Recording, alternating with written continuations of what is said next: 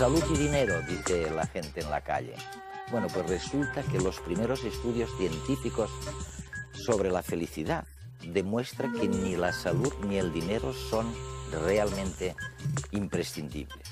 Y en cambio, predominan sobre todos los demás factores las relaciones con los demás. Es lo que vemos en redes en unos minutos.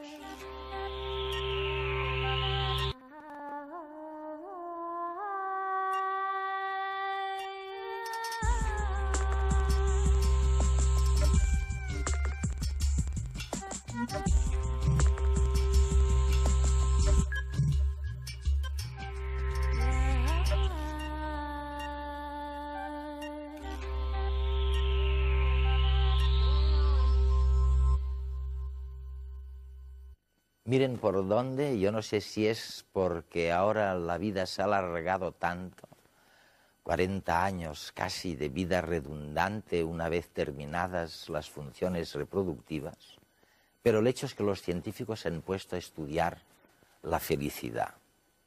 ¿Qué factores inciden a favor y en contra? Y uno de los primeros descubrimientos es que cosas que creíamos tremendamente importantes, como la salud, o el grupo étnico, o incluso la educación y hasta el dinero, tienen muy poca importancia. Y en cambio, les voy a dar la pista, la relación social, la pareja, el contacto con los demás, es absolutamente indispensable. Felicidad yo creo que es tener tus necesidades satisfechas. Un sueño imposible. ¿O no? Estar a gusto. Algo ilusivo, la verdad. Es algo que te creas tú o te lo deje de creer. Pues un estado de bienestar general, sin frío, sin calor, sin ninguna necesidad y con una sensación de todos los anhelos cumplidos. ¿Se puede aprender a ser feliz? Según la nueva psicología, la respuesta a esta pregunta es un rotundo sí. Y si esto es así, deberíamos comenzar a entrenar nuestro optimismo, pues parece ser que reporta unos beneficios considerables. Diversos estudios indican que las personas optimistas viven más y mejor. Si hasta ahora se estudiaba principalmente las enfermedades de la mente, los psicólogos positivistas se han planteado estudiar cómo funciona un cerebro sano. ¿Qué es lo que diferencia a las personas con capacidad para ser felices con las que tienen tendencia a no disfrutar de la vida, deprimirse y ser desgraciados? Los científicos buscan los mecanismos neurológicos que desencadenan la alegría de vivir, más allá de las circunstancias personales de cada cual. Y es que el empuje personal y la capacidad de sobrellevar los problemas son cualidades que no todos tenemos en un mismo grado. Pero podemos hacer algo al respecto. Los psicólogos aseguran que podemos entrenar para ser más felices. Primero, proponen potenciar nuestra parte más hedonista practicando actividades que nos reporten placer. Desde las muestras de cariño hacia los nuestros, a comer una tableta de chocolate o disfrutar de la música que más nos gusta. Como segundo paso, cultivar las aficiones que más nos satisfacen personalmente, en vez de pasar el tiempo libre con acciones que, si bien son placenteras, no aportan nada a posteriori, como ver la televisión. Está demostrado que hacer lo que a uno le gusta sin importarle si sirve o no para algo, solo por el placer de hacerlo, hace sentirse a uno más útil y más pleno. Y por último, proponen buscar un sentido a la vida más allá de uno mismo. Estudios con diferentes comunidades indican que la gente que se siente parte de un grupo, ya sea un equipo de fútbol, una familia o una congregación religiosa, es más feliz. Martin Seligman es profesor de psicología en la Universidad de Pensilvania, en Estados Unidos. Con sus innovadores trabajos, Seligman ha contribuido a esclarecer las causas de la depresión. En la actualidad, es mundialmente famoso por ser el mayor impulsor de la denominada psicología positiva.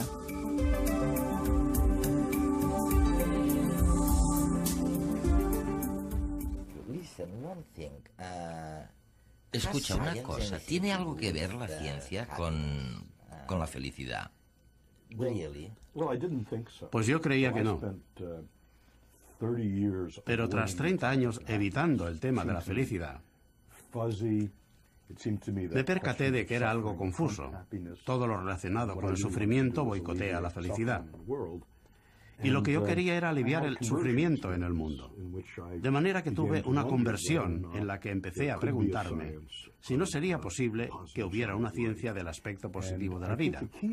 Yo creo que la clave está en darse cuenta de que la noción de felicidad es científicamente imposible de concretar. Significa demasiadas cosas para la gente.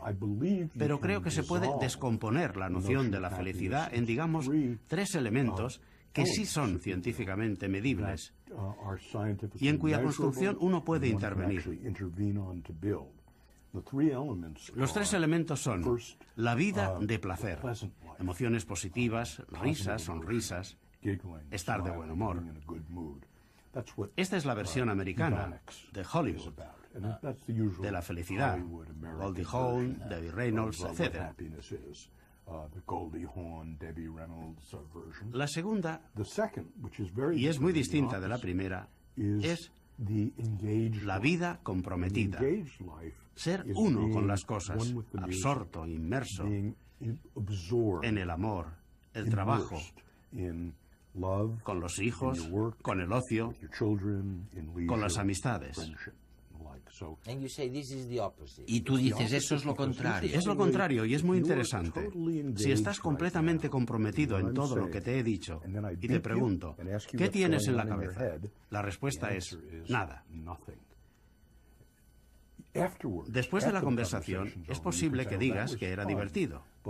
Pero lo que quieres decir es que el tiempo se ha parado, que has perdido la conciencia. Y lo que en realidad creemos es que el motivo por el que esto ocurre cuando la gente está fluyendo, cuando están inmersos, es porque se necesita tal cantidad de atención, tal cantidad de recursos mentales, que todos los recursos se extraen de los sentimientos y el pensamiento y pasan a la acción. Pero, Martin, ¿no es extraño o paradójico que, bueno, a nosotros nos gusta decir que los humanos somos distintos del resto de los animales, en el sentido de que somos conscientes de nosotros mismos y luego, cuando intentamos ser felices, lo único que perseguimos es quitarnos de en medio la conciencia? Sí, creo que parte de la teoría de la ciencia de la felicidad, o de la teoría de que la única forma de felicidad es sonreír y reír y estar de buen humor, es que este tipo de felicidad a menudo tiene al yo involucrado.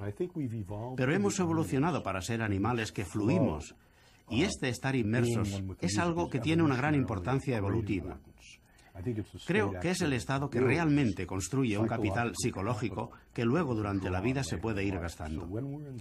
Es decir, que cuando se fluye es una garantía de que se está creciendo, y esta es la segunda forma de felicidad que se puede investigar científicamente. ¿Y la tercera, entonces? La tercera es el sentido de la vida, y es la que tiene el mejor componente de inteligencia. Todo lo de las caras sonrientes y tal no tiene contenido intelectual. Aristóteles y Séneca ya pensaban que era una vulgaridad, y yo también lo pienso. Esta tercera está basada en el sentido de la vida, y creo que se trata de saber cuáles son los puntos fuertes y utilizarlos para pertenecer y servir para algo que crees que es mayor que tú. Es decir, que tenemos la vida agradable, la vida comprometida y la vida con significado, o la vida con sentido de la vida. Creo que son 3 nociones que científicamente se pueden contrastar y en las que el término difuso de la felicidad se puede descomponer. Si busca la felicidad, olvídese de un ascenso en el trabajo o de probar a jugar a la lotería. Está demostrado que en 3 meses, la alegría inicial desaparece y retorna a sus niveles anteriores de satisfacción con la vida, como si nada hubiese pasado. Una vez alcanzados los ingresos medios que le permitan cubrir las necesidades básicas, no tenga envidia de los más ricos, puesto que no son más felices que usted. Es solo pura apariencia. Pero tampoco se crea más afortunado que los habitantes del planeta de hace un siglo. A pesar de que disfrutemos de comodidades que ellos ni imaginaban, se declaraban igual de contentos que usted. Una vez descartado el dinero, olvídese también de estudiar una carrera o cambiar a un clima más soleado o a otra cultura. Ni la educación, ni el país, ni la raza influyen a la hora de ser feliz. ni siquiera un estado de salud óptimo se la garantiza. Así pues, ¿qué le queda? Si bien de la consabida trilogía salud, dinero y amor podemos eliminar los dos primeros términos, aférrese con entusiasmo al tercero. Este sí parece determinar nuestra alegría más duradera. El único elemento externo que diferencia a los más felices de los que no lo son es la intensidad de sus relaciones sociales y el tiempo que se pasa con los seres queridos. Los que tienen más amistades y los que tienen pareja están más contentos en todos los sitios y a todas las edades. Y es que en realidad poco importa el lugar de procedencia a la hora de buscar la felicidad. Países tan diferentes como Portugal, Nigeria o Japón tienen índices de bienestar subjetivo muy parecidos. Lo que sí varía es la razón para ser feliz.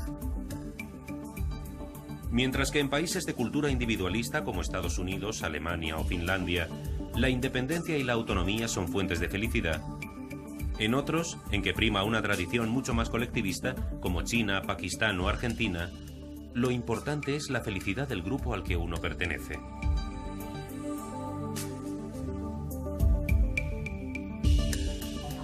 Sin embargo, la felicidad es algo mucho más relacionado con el interior, con los sentimientos más profundos, que con lo que pasa a nuestro alrededor. Heredamos en gran medida el estado de ánimo de los padres. Se calcula que entre un 25 y un 50% de nuestra habilidad para ser feliz viene escrita en los genes, y a partir de ahí, nosotros ponemos el resto para estar más o menos contentos. Y a pesar de que la carga genética puede parecernos una traba, sobre todo si nuestros padres eran pesimistas y nosotros también, existe un margen de maniobra para mejorar nuestra satisfacción con la vida. El cerebro es plástico, cambia a lo largo del tiempo. Podemos enseñarle a aprender de las malas experiencias y potenciar y disfrutar los pensamientos positivos y las buenas sensaciones. Todo un reto que merece la pena probar. Intentemos dar algunos ejemplos a nuestros telespectadores. Por ejemplo, podemos imaginar que cuando la gente busca la satisfacción en la vida, cree que si tiene una buena educación, si vive en un clima agradable y ¿qué más? ¿Qué más? Si tiene mucho dinero. Si tienes un buen sueldo. Y entonces sucede que... Lo que sucede es que todas estas cosas tienen una relación increíblemente vaga con la satisfacción. Vamos a analizarla una por una. El clima no tiene nada que ver. La gente que vive en California no es más feliz que la que vive en Groenlandia. Pero se cree lo contrario, ¿eh? No, el clima no está muy relacionado. La riqueza es muy interesante. Por debajo de los mínimos necesarios, la riqueza es muy importante. Es decir, que si se es extremadamente pobre, afecta mucho de forma negativa el nivel de felicidad. O sea que entonces el dinero da la felicidad. Sí, el dinero puede comprar la felicidad si se es extremadamente pobre. Pero una vez que se está por encima de los mínimos, y casi seguro que todos tus teleespectadores lo están, sucede que el aumento de riqueza tiene muy poca relación con el aumento de satisfacción con la vida. Para tu audiencia, si piensas que se pueden perder 3 fines de semana al año de estar con la familia, por ganar 8.000 euros no vale la pena, no debieras hacerlo.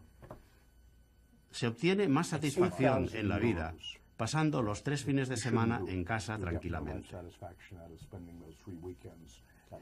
O sea que sorprendentemente el dinero es un sistema muy débil. La salud también está considerada como muy importante. Pero resulta que no parece que importe mucho en la satisfacción en la vida. Incluso gente con problemas serios de salud, como problemas de ataques al corazón o cáncer, tienen por lo general tanta satisfacción en la vida como la gente con buena salud. ¿Qué es lo que sí importa? La clave de lo que estoy diciendo, Eduardo, es que estos factores externos, políticos y económicos, no ayudan mucho. De hecho, un buen ejemplo es que nuestro lavavajillas se estropeó hace algunos meses y compramos uno muy bueno y carísimo. Los 2 primeros lavados me hicieron muy feliz, porque podía ver los platos muy limpios. Pero luego dejé de apreciarlo hasta que se estropeó. Y entonces la única emoción que sacaba era la decepción. Es decir, que muchas cosas en las que gastamos dinero no aportan la felicidad. ¿Qué tipo de cosas del mundo externo lo hacen? Vivir en una democracia está relacionado con la satisfacción de la vida. Esto es totalmente nuevo en el debate mundial y lo encuentro muy interesante. ¿En qué sentido el vivir en una democracia aporta satisfacción? Con los indicadores habituales, la satisfacción en la vida en una escala de 1 a 10, estudiado en grandes poblaciones que viven en democracias y no democracias, por lo general este es uno de los elementos externos que tiene una gran incidencia. Una pregunta importante es ¿por qué? Pero el hecho de que los dictadores empiecen a extinguirse es posiblemente una buena cosa para aumentar los niveles de felicidad en todo el planeta. Otra buena cosa es el matrimonio. Los casados, por lo general, son por lo general más felices que cualquier otra unión de personas. Pero incluso si se suman todos los factores externos, el clima, la democracia o el matrimonio, sorprendentemente solo se alcanza un 15% de variable. Sí. Pero esto no quiere decir que si no se está satisfecho con la vida, ahora no haya cosas para hacer. De hecho, hay mucho que se puede hacer, y es la clave, ya que la felicidad no está relacionada con factores externos, sino con cosas como el compromiso o la vida con significado, con sentido, y estas son cosas que se pueden cambiar. Martin, ¿y lo puedes medir eso? Sí, se preparan unos cuestionarios para cada uno de ellos y todo está validado y psicométricamente es serio. Y por separado se pregunta cuáles son los componentes, y los resultados son sorprendentes.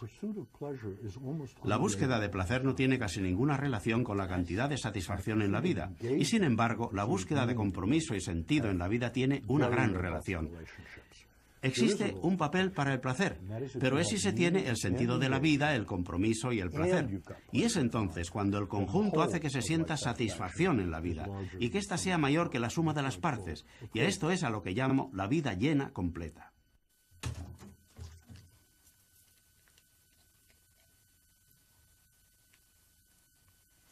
La psicología cada vez cuenta con métodos más sofisticados de estudio.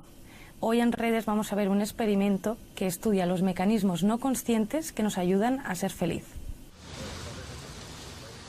Las últimas tendencias en psicología apuntan a que el ser humano posee una especie de sistema inmunológico cognitivo que actúa en el campo emocional. Un dispositivo que se enciende sin darnos cuenta cada vez que nuestro estado de ánimo se derrumba y que nos empuja a estados de mayor bienestar. En la Universidad Complutense de Madrid, un grupo de psicólogos ha diseñado un sistema que estudia el funcionamiento de este mecanismo en diferentes personas. Los sujetos sometidos al test son inicialmente inducidos a un estado emocional de ligera tristeza. A continuación, se analiza hacia dónde dirige cada uno de ellos su mirada cuando se les muestra simultáneamente parejas de palabras, unas de carácter positivo y otras con una carga emocional negativa. Bueno, aquí tenemos una participante que acaba de entrar en el laboratorio. Previamente hemos hecho una prueba en la cual se le ha inducido un estado de ánimo depresivo, ligero, evidentemente no muy intenso, pero viene con un estado de ánimo relativamente bajo.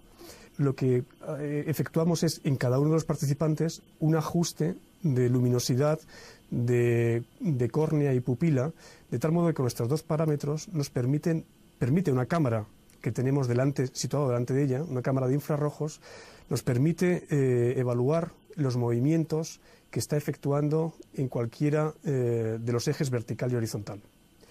Estos movimientos quedan reflejados en esta pantalla. La participante lo que está viendo ahora es una pantalla de ordenador, hay una cruz que está bajando, subiendo, y es justamente su ojo que se está moviendo en una dirección que ella prácticamente no es consciente de ello, pero que se está moviendo hacia arriba, hacia abajo, izquierda, derecha, y nos va a indicar hacia qué parte de la pantalla que está mirando está dirigiendo su atención. Una cosa interesante es que la gente cree que está mirando a un punto fijo, que no mueve su mirada, pero nosotros estamos dentro de un segundo, que dura cada una de las presentaciones de palabras. Hay 40 o 50 medidas de movimientos oculares, que son muy rápidos, que son como movimientos muy fugaces, pero que nos dan una idea muy precisa de hacia dónde se dirige la atención, que es en realidad lo que queremos medir. Nuestra idea es que si una persona bajo este estado de melancolía inducida, si se puede decir, dedica más tiempo a estímulos positivos, a imágenes positivas, a cualquier tipo de estimulación positiva, sería una prueba de que está intentando, incluso sin ella saberlo, sin ser consciente de ello, está intentando regular su estado de ánimo, está intentando encontrar mecanismos, estrategias que le permitan otra vez volver a un punto de partida inicial de un estado de ánimo más normal. Una de las hipótesis que tenemos es que las personas con depresión y personas que tienen ya dificultades crónicas para mantener un buen estado de ánimo, en parte quizás este estado de ánimo se deba a una dificultad que tienen, por ejemplo, atencional, para situar sus capacidades, sus recursos atencionales en elementos positivos. Cuando aparece una palabra negativa y una positiva, sistemáticamente se va hacia la negativa y no puede desengancharse de ella. Es decir, tienen problemas para desengancharse de la información negativa. De modo que parte, no todo, pero parte de nuestra dificultad a veces que tenemos para modificar nuestro estado de ánimo, y especialmente estas personas que parecen tener una dificultad importante, crónica, tenga que ver de algún modo con esta cierta incapacidad o cierto déficit para autorregular su estado de ánimo a través de procesos cognitivos, procesos mentales. Existe una paradoja en tus escritos, bueno, en lo que piensas. Por una parte dices que hay algo que se puede hacer para mejorar la satisfacción en la vida. Ok. Y por otra parte, dices que, oiga, lo siento mucho, pero no existe una fórmula, ¿sabes? Eduardo, ahora todo mi trabajo lo centro en la cuestión de si existen posibles intervenciones duraderas que pueden hacer a la gente más feliz. Antes se creía que no las había, que no se podía, que sucede como con la cintura, que hay un condicionante biológico que te hace ser como eres, así es como se pensaba. Pero he pasado una gran parte de mis primeros 30 años de académico probando fármacos y psicoterapias y test aleatorios para ver si hay intervenciones que reduzcan la depresión de las personas. Y ahora he pasado los últimos 7 años preguntándome si hay algo que pueda hacer que las personas sean de forma duradera más felices. Y la respuesta es sí, y te daré algunos ejemplos. Vamos a ver algunos de estos ejemplos. Vamos a verlo una por una. ¿Recuerdas que he dicho que teníamos la vida agradable, que es tener más emociones positivas, la vida comprometida, que es tener más flujo en la vida, y el sentido de la vida? Vamos a verlas una por una. Para la emoción positiva, el ejercicio para esta noche es que antes de irte a la cama hoy y durante los próximos 7 días, tienes que escribir 3 cosas que han ido bien durante el día y el por qué han ido bien. Eso es todo. Y el resultado es que es algo contagioso. Y una vez que se ha acabado el ejercicio, se sigue haciendo. Y a los 6 meses, la gente que hace esto está mucho menos deprimida y mucho más feliz. Esta es una intervención muy simple que funciona. Según nuestros datos, se ha demostrado que tiene para la depresión un efecto mayor que la terapia cognitiva y que la medicación. El segundo ejercicio está relacionado con las fuerzas y con la fuerza del agradecimiento. En nuestros datos, de todas las fuerzas que hemos analizado, ha aparecido el agradecimiento como el correlativo más fuerte de la satisfacción en la vida. El estar agradecido. Y Eduardo, aquí tenemos el ejercicio para esta noche y quizá para las 2 semanas próximas. Quiero que pienses en alguien que está vivo, que ha hecho algo por ti, que es increíblemente importante y nunca se lo has agradecido lo suficiente. ¿Ya has pensado en alguien? Sí, ya lo tengo. Bien, pues lo que quiero que hagas durante la semana que viene es redactar un escrito de unas 300 palabras en la que aparezcan palabras concretas que la persona dijo y cómo te afectó, en qué situación estabas, en la influencia que tuvo en tu vida y en qué situación estás ahora.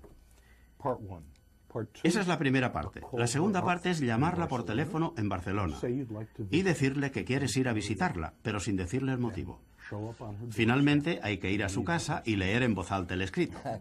Pero, Dios mío, esto es muy difícil. Una vez más se ha demostrado en estudios controlados que esto hace a la gente mucho más feliz y mucho menos deprimida. Y esto dura por lo menos un mes después del ejercicio. Hay ejercicios que pueden aumentar la vida placentera y la vida comprometida. También hay el significado que tiene la vida. Esta es la tercera. Que es el tercer tipo de vida. Aquí tenemos uno muy simple que a menudo hago con mis estudiantes. La semana que viene haz algo que sea divertido, pero también algo que sea altruista, filantrópico. Cuando hacemos esto se produce una regularidad muy interesante. Al hacer algo divertido, como masturbarse o mirar la televisión o ir de tiendas, cuando se ha terminado es el final, desaparece. Pero cuando se hace algo filantrópico, sucede algo muy diferente. Con uno de mis estudiantes sucedió que su sobrino necesitaba unas clases particulares de aritmética y le llamó por teléfono. Es decir, que se pasó 2 horas explicándole algo de aritmética por teléfono. Y dijo que después de esto se sintió mejor durante el resto del día. Decía que podía escuchar mejor a la gente, estaba más dulce y que la gente lo quería más. Y otro de mis estudiantes de empresariales me dijo: Dr. Seligman, estudio empresariales porque quiero hacer mucho dinero y el motivo para esto es porque el dinero aporta la libertad y la felicidad.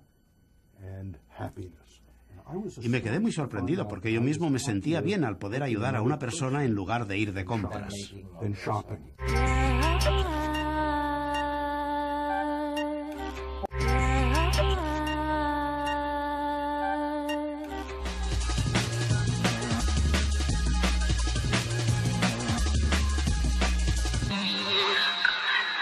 Los españoles tienen fama de alegres y divertidos, pero las estadísticas no le dan la razón al tópico. Un estudio realizado en varios países de Europa concluye que las españolas mayores de 50 años son las europeas que con mayor frecuencia se deprimen. Durante varios años se ha analizado la situación socioeconómica y sanitaria de más de 22.000 personas mayores de 50 años y originarias de 10 Estados miembros de la Unión Europea. Una de las conclusiones más remarcables es que las españolas de 50 años son las europeas más afectadas por la depresión, seguidas por las francesas, las italianas y las griegas. Respecto a los varones, los españoles ocupan el tercer puesto, detrás de italianos y franceses.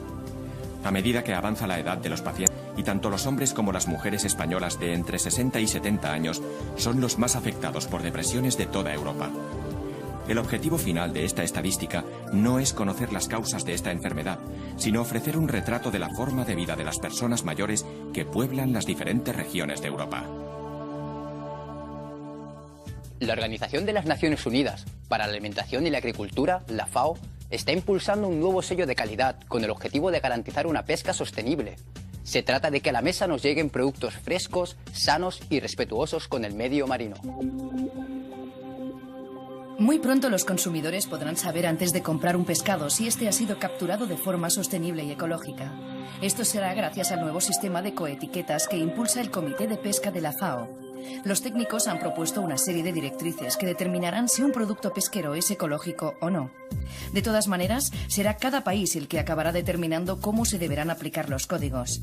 El distintivo certificará que el pescado ha sido capturado de manera que garantiza la conservación de las especies, evita los impactos negativos sobre las áreas protegidas y no pone en peligro especies amenazadas o hábitats sensibles. Lo que está claro es que las ecoetiquetas mejorarán el respeto por el medio marino. Un jurado formado por una veintena de premios Nobel se ha reunido en Castellón para otorgar los premios Jaime I de este año. En total son 6 galardones destinados a promocionar la investigación y el desarrollo científico en España. En total, se han presentado más de 200 candidatos de diferentes universidades y entidades españolas. Durante una semana, Castellón ha acogido a los mejores especialistas mundiales en diversos campos con el objetivo de deliberar en torno a los candidatos para recibir los premios Rey Jaime I en sus 6 especialidades: investigación, economía, medicina clínica, medio ambiente, nuevas tecnologías y urbanismo, paisaje y sostenibilidad. Los galardones, que en esta edición han cumplido su 17º aniversario, pretenden reconocer y promocionar la investigación y el desarrollo científico en el territorio español. Los premios están dotados con 75.000 euros. Ingenieros y físicos chinos acaban de construir la estación de observación meteorológica más alta del mundo. Está situada a 6.500 metros de altura, en el Everest, muy cerca del campo base del que parten la mayoría de expediciones al techo del mundo. La estación tendrá toda la tecnología necesaria para medir la temperatura, presión, humedad, radiación solar, precipitaciones y turbulencias atmosféricas que se registren en la zona. Los datos recogidos al minuto por la instalación servirán para que las expediciones puedan tener previsiones meteorológicas muy precisas, lo que es de vital importancia para subir a la cumbre de forma relativamente segura. De hecho, los expertos calculan que más de la mitad de las muertes que se registran al intentar coronar la cima del Everest se deben a las condiciones climáticas adversas.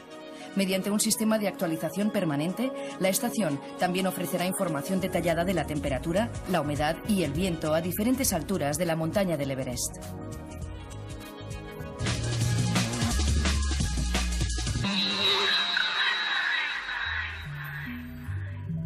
Un optimista es un pesimista mal informado. O no soy pesimista, soy realista. Son afirmaciones muy enraizadas en nuestro pensamiento.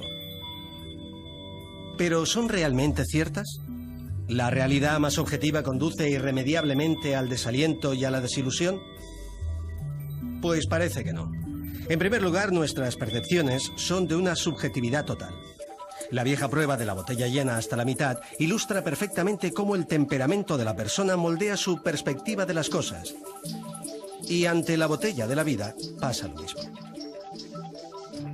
Curiosamente, lo que dicen los estudios es que las personas optimistas analizan los aspectos negativos de las cosas mucho más que las pesimistas los aspectos positivos. Así pues, el optimista es siempre más realista. En este sentido, la depresión podría considerarse como el ejemplo extremo de pesimismo, aunque hay que tener en cuenta que eso ya no es temperamento, sino enfermedad. Hay posturas pesimistas generales que en el fondo reflejan miedo a una visión positiva. Basta citar frases muy comunes. Si me dejo llevar por el optimismo, seguro que me desilusiono. O pensar positivo es engañarse a uno mismo. Quienes las adoptan tienden a distorsionar negativamente los hechos. Porque no son nuestras ideas las que nos hacen optimistas o pesimistas, sino que es nuestro optimismo o pesimismo el que las modela. Los optimistas confían más en encontrar soluciones, por lo que perseveran con más tesón. La sensación de que controlan las circunstancias también les ayuda a mantener el equilibrio emocional. Y se enfrentan y ponderan mejor todas las situaciones porque antes de tomar decisiones sopesan tanto los aspectos positivos como los negativos, mientras que los pesimistas se limitan a ver únicamente los negativos. Ahora los psicólogos están convencidos de que el poder reparador del optimismo ante la adversidad es independiente de la edad, el sexo, la inteligencia, el nivel de formación o los recursos económicos. Y afirman que la confianza en uno mismo, la interpretación positiva de los sucesos y sobre todo la esperanza nos protegen de los efectos nocivos de los infortunios. Esta psicología positiva estudia los rasgos del carácter que ayudan a las personas a sentirse bien. Se investigan los ingredientes de las mentes saludables. Los científicos de la mente del nuevo milenio no solo se preocuparán por corregir lo peor de la condición humana, también se dedicarán a identificar y a promover lo mejor. No se trata de reinventar nada. En el ser humano están presentes muchos de los mecanismos que contribuyen al bienestar. Solo se trata de aprender de lo que hace la gente sana para hacer de eso algo más científico que destile conocimiento. Parece que solo existe un caso en el que los pesimistas salen mejor parados que el resto. Son los abogados. Exactamente, los abogados. He estudiado unas 30 profesiones diferentes para ver la relación entre el optimismo y el éxito. Y solo hay una en la que los pesimistas tienen más éxito, y son los abogados. Lo que hicimos es tomar a toda una clase de primero de la Facultad de Derecho, de una de las universidades más importantes de Estados Unidos. Les hicimos pruebas de optimismo y pesimismo, y les preguntamos 3 años más tarde quiénes habían aprobado, quiénes eran los mejores y quiénes habían conseguido el mejor trabajo. Y es la única profesión que hemos encontrado en la que los pesimistas tienen una actuación mejor que los optimistas. Y creo que el motivo está muy claro. En los Estados Unidos, para ejercer como abogado, hay que imaginarse la peor catástrofe que le podía haber sucedido a tu cliente. Ocurre lo mismo en todas partes. Deben ser capaces de encontrar los monstruos debajo de la alfombra. Y la elección de los abogados es por su pesimismo. Esto está muy bien para ver la parte de la vida que es menos probable y para imaginarse las catástrofes. Pero, desgraciadamente, todo el mundo se lleva el pesimismo a casa. De manera que el mismo abogado que puede pensar en una catástrofe que podría haber ocurrido y que hace ganar el caso, piensa que la mujer es infiel, o que la vida no es justa, o que su empresa está quebrando, o que la vida no tiene sentido. O sea, que el índice de depresiones, suicidio y divorcios entre los abogados es el más alto de los Estados Unidos, pese a que es la profesión mejor pagada. En la actualidad, las empresas tienen un presupuesto más elevado para mantener a los abogados en la empresa que para contratarlos. Mi secretaria trabajaba como abogada. Eres uno de los primeros psicólogos que habla de la importancia del carácter, de la forma básica de ver las cosas. ¿En qué manera? Exactamente, ¿qué es lo que quieres decir? Cuando estudié la vida de placer, la hedonista, estaba claro que había atajos para alcanzarla. Por ejemplo, se puede tener más placer en la vida tomando drogas, o ir de compras, o ver la televisión. Pero cuando pensé con la vida comprometida, el estar completamente absorto, como lo estamos ahora nosotros en esta conversación, estaba claro que no había atajos para poder alcanzarla. No existe ninguna droga que pueda inyectarte para hacer que estés más comprometido conmigo. Es entonces cuando empecé a pensar en la noción del carácter como algo positivo. Y lo que se convirtió en mi teoría es que cuando se saben cuáles son los puntos fuertes y se aplican al trabajo, con la gente que quieres, con el amor, con el ocio, con los hijos, con la amistad, lo que se obtiene es más compromiso. Déjame que te dé un par de ejemplos. Es muy interesante en personas a las que no les gusta su trabajo, que lo encuentran tedioso y aburrido, justo lo contrario que nosotros a quienes nos encanta nuestro trabajo. La diferencia es que tú y yo fluimos cuando trabajamos, pero ¿qué se puede hacer cuando se tiene un trabajo tedioso para conseguir más compromiso? Bueno, voy a darte uno de los cientos de ejemplos que existen. Una señora que había trabajado conmigo y que ahora trabajaba poniendo las compras de un supermercado en bolsas, trabajaba en esto y no le gustaba. Trabajamos juntos sus puntos fuertes y se dio cuenta de que su punto fuerte era la inteligencia social. Y decidió que además de poner las compras en bolsas, haría que el intercambio que tenía el cliente con ella sería el momento social más especial del día de cada cliente con el que trataba. Es decir, que aprovechó su punto fuerte y lo utilizó constantemente en su trabajo. Y transformó su trabajo, de ser físicamente laborioso y aburrido, en un trabajo que le encantaba. El algoritmo general aquí es que si se pueden encontrar cuáles son los puntos fuertes y se utilizan de una forma nueva con la gente que quieres, con el trabajo, con las amistades, con los hijos,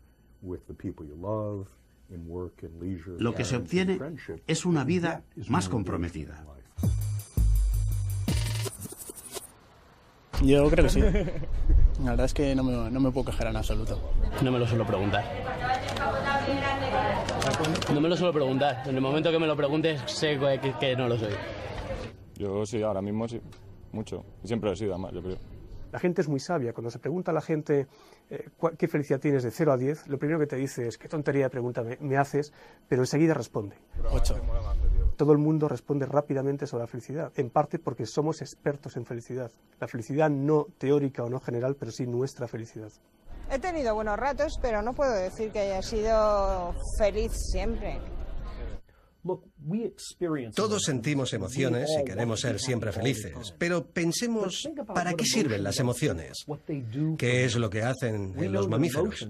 Sabemos que, por ejemplo, las emociones están reguladas por las partes más primitivas de nuestro cerebro, las partes que compartimos con todos los otros mamíferos, e incluso con otros animales no mamíferos.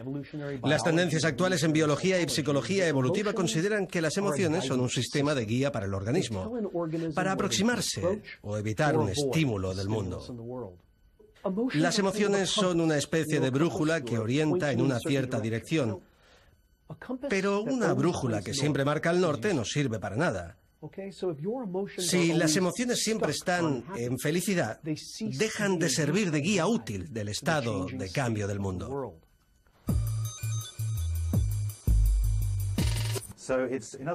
Nuestras emociones son la manera que tiene la naturaleza de motivarnos para hacer lo que la selección natural quiere que hagamos. El problema es que ahora podemos incluso burlar a la naturaleza.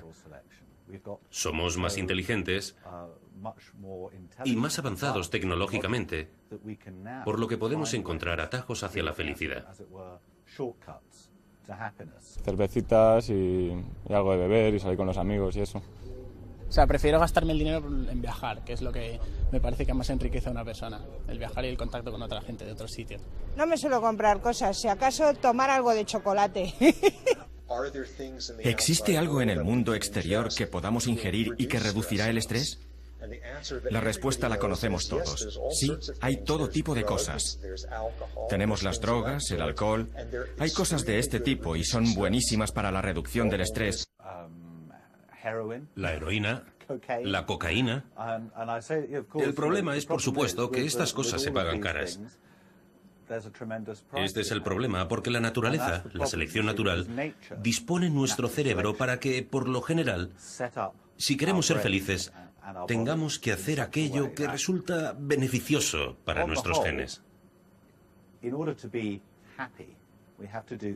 Es decir, para ser feliz, tenemos que conocer a alguien, enamorarnos, tener hijos, crear una familia, hacer todo aquello que beneficia a nuestra perpetuación genética.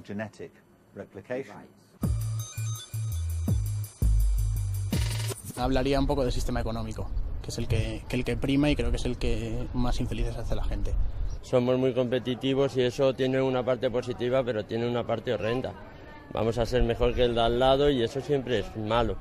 Las jerarquías están como detentan el poder durante el máximo tiempo posible, que les es posible a ellos, y parece que les hace feliz el realmente machacar a los que tienen por debajo. Hace 20.000 años los humanos inventaron la agricultura y antes de eso se habían pasado el resto de la historia como cazadores-recolectores. Y la mayoría de estudios demuestran que las sociedades de cazadores-recolectores son extremadamente igualitarias y que cuando creamos la agricultura inventamos también los excedentes de alimentos y las personas que querían controlar los excedentes. Implantamos las jerarquías. Fue entonces cuando los humanos inventamos la pobreza, inventamos una forma de subyugar a los primates de una manera que no se había dado antes. Hemos ideado un sistema que aplasta a la gente. Hace un momento hablábamos de la diferencia entre la vida de placer y la vida gratificante. Y hay una anécdota fantástica que me fascina. Es la historia de un lagarto que alguien encontró y se lo llevó a su casa como mascota, ¿no? Al profesor de la universidad, Dr. Julian James, le habían regalado un lagarto mexicano como mascota de laboratorio. Y el lagarto se estaba muriendo porque no podíamos entender qué alimentación darle. Matamos moscas, pero no le gustaban. Hicimos una mezcla de mangos y papayas, pero tampoco se lo comía. Le ofrecimos una comida china y tampoco. El lagarto estaba atontado. Un día Julian entró y le ofreció al lagarto su comida, que era un sándwich de jamón. Y el lagarto siguió como estaba. Julian continuó su trabajo y a la hora de la comida abrió el New York Times y cuando había acabado la primera parte la dejó encima del sándwich de jamón. Y fue entonces cuando el lagarto, que estaba al otro lado de la habitación, vio esto, se levantó, caminó hasta la mesa, saltó e hizo pedazos el New York Times y se comió el sándwich de jamón. En esta anécdota hay un mensaje importantísimo, y es sobre los atajos. Los lagartos, este tipo de lagarto, ni comen ni copulan a menos que hayan usado los puntos fuertes más importantes que les ha dado la evolución. Y nosotros también somos así. No creo que podamos tener gratificación por atajos. O sea que no existen los atajos. Se trata de un largo proceso. Creo que todo el mundo tiene un tipo de fortaleza, un conjunto de puntos fuertes personales, y una vez sabemos cuáles son, es muy fácil ponerlos en uso. De manera que, por ejemplo, Eduardo, yo soy malísimo con la conversación tonta, y uno de mis puntos fuertes es que me encanta aprender cosas. Y cuando tengo que ir a una fiesta y alguien quiere hablar del tiempo, si puedo de alguna manera cambiar la conversación hacia la enseñanza y lo que me gusta enseñar, entonces me lo paso de maravilla. Y de la misma manera creo que todo el mundo tiene puntos fuertes personales, característicos, y la forma de tener una vida más comprometida y con más significado es cambiar, rediseñar lo que hacemos para poder utilizar esos puntos fuertes en la vida todo lo que se pueda. Mientras estabas hablando, estaba pensando, oye, ¿cuán lejos está todo esto de la idea de la psicología freudiana, que todo estaba basado en la infancia, ¿no? Cuando se da a entender que la forma en que nos comportamos es porque odiamos al padre o a la madre, o porque... Oye, pero tú estás en el otro extremo, ¿no? Casi. Hay cosas de Freud que tomo muy seriamente, pero lo de la niñez creo que está sobreestimado. Hace 40 años pensaba de forma diferente. Pero... De manera que estoy equivocado. Cuando les digo a mis hijas, al referirme a mis nietas, a sus hijas, oye, vigilad hasta que tengan 7 años, porque lo que pase después ya... Hay muchas cosas que son importantes en la infancia, como el sentir una seguridad hacia los padres. Pero, en general, creo que un ejemplo perfectamente compatible, que creo que se puede comparar con lo que sabemos sobre el desarrollo, es que nacimos ayer. Es decir, se pueden cambiar muchas cosas de forma radical cuando somos adultos. Y si, por ejemplo, tomamos el ejemplo de la señora del supermercado que ponía las compras en bolsas, se puede cambiar el trabajo de algo que uno odia. Ella no podía aguantar hasta las 5 de la tarde para irse, y a los 35 años, gracias a una pequeñísima receta, eres una persona con una gran inteligencia social. ¿Cómo se puede cambiar el trabajo para utilizar más la inteligencia social? Se puede hacer. No importa si en la niñez uno ha sido maltratado o privilegiado o lo que sea. Solo hay que descubrir que se puede pasar mucho mejor ayudando a otra persona que si se va de compras. Se puede cambiar la vida a los 50 años ayudando a otras personas. ¿Qué sucede en nuestro cerebro cuando nos sentimos felices? Esta parece ser una de las claves a la hora de encontrar la tan buscada fórmula de la felicidad. El secreto parece estar en unas hormonas llamadas endorfinas. Las endorfinas son hormonas peptídicas producidas en nuestro cerebro. En concreto, se segregan en la glándula pituitaria y el hipotálamo. Se podría decir que son la morfina de nuestro cuerpo, ya que producen analgesia y sensación de bienestar. Además, influyen directamente en la producción y acción de muchas otras hormonas. Están implicadas en la sensación de hambre, en la producción de hormonas sexuales y en el estado de nuestro sistema inmune. Aún no se sabe muy bien cómo funcionan. Lo que es seguro es que forman parte de las vías de recompensa del cerebro y estimulan la producción de dopamina. Nuestro cerebro produce endorfinas en respuesta a las sensaciones agradables. Escuchar música,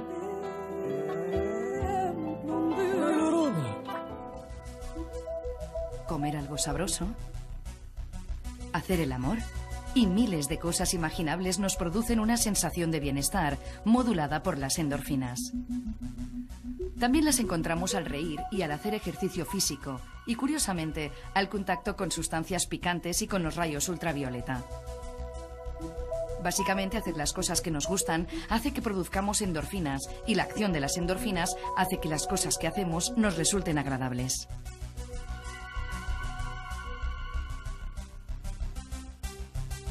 En esta pescadilla que se muerde la cola está basada la psicología positiva. Podríamos decir que si la montaña no viene a Mahoma, Mahoma irá a la montaña. Podemos educar a nuestro cerebro en el arte de sentirse bien. Si se quiere activar la secreción de endorfinas, lo primero es saber qué nos gusta. Y una vez que lo sabemos, hay que practicarlo. Ejercitar lo que nos hace sentir bien ayuda a que nuestro cerebro se vaya volviendo más positivo.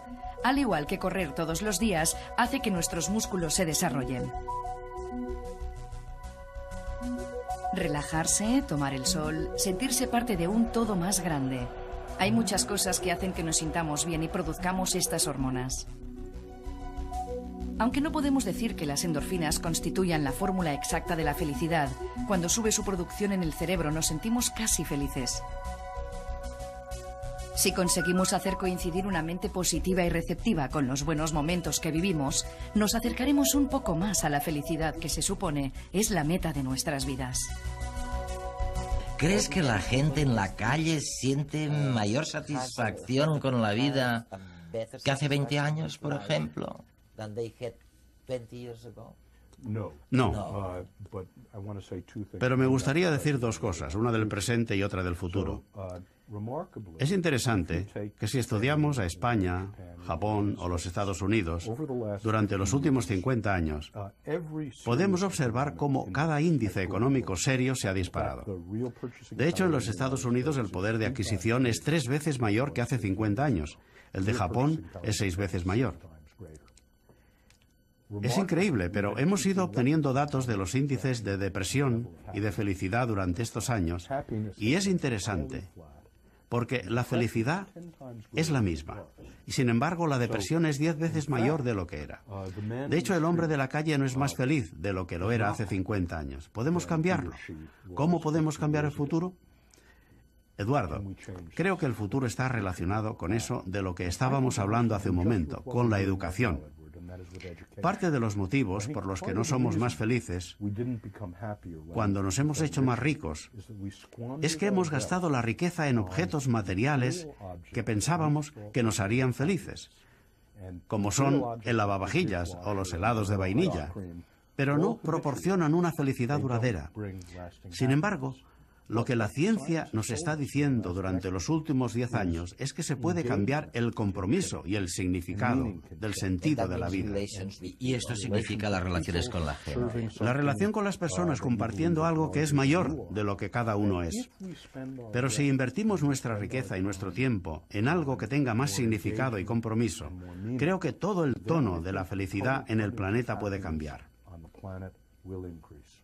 En 1480, durante el gobierno de los Medici, Florencia se hizo inmensamente rica y se preguntaron, ¿cómo podemos gastar toda esta fortuna? Y pensaron que podían crear una gran potencia militar, la mayor de la península, y quizá, si hubieran querido, podían haber sido la potencia militar más importante de toda Europa, más que España. Pero decidieron no gastarse la riqueza en armas, sino en belleza, en arte. Y creo que ahora estamos en un momento histórico muy similar.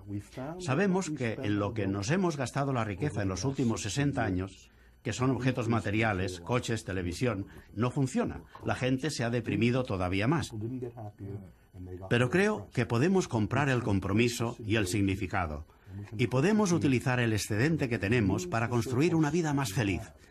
No en el sentido de la emoción positiva, sino con más compromiso con otras personas, y con el trabajo, y con el sentido de la vida. Sí, es una actitud, la felicidad es una actitud. Si todos los días son un poquito negros y un poquito blancos. La felicidad yo creo que es algo que se va consiguiendo con el paso del tiempo, que no hay algo en concreto que me produzca felicidad.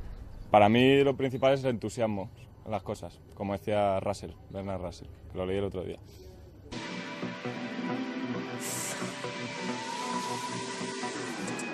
Como viene siendo habitual, el equipo de redes quiere potenciar la participación de todos los espectadores a través del concurso La Cuestión. En la presente edición os pedíamos que respondieseis de forma argumentada a la pregunta: ¿qué creencia popular puedes demostrar que es falsa? Una vez cerrado el plazo de presentación de los artículos, hemos recibido cientos de textos que están siendo valorados por un jurado formado por 4 científicos de primera línea. Conoceremos su veredicto en el programa del próximo 29 de junio. El ganador recibirá un ordenador Toshiba y nos expondrá las ideas principales de su respuesta.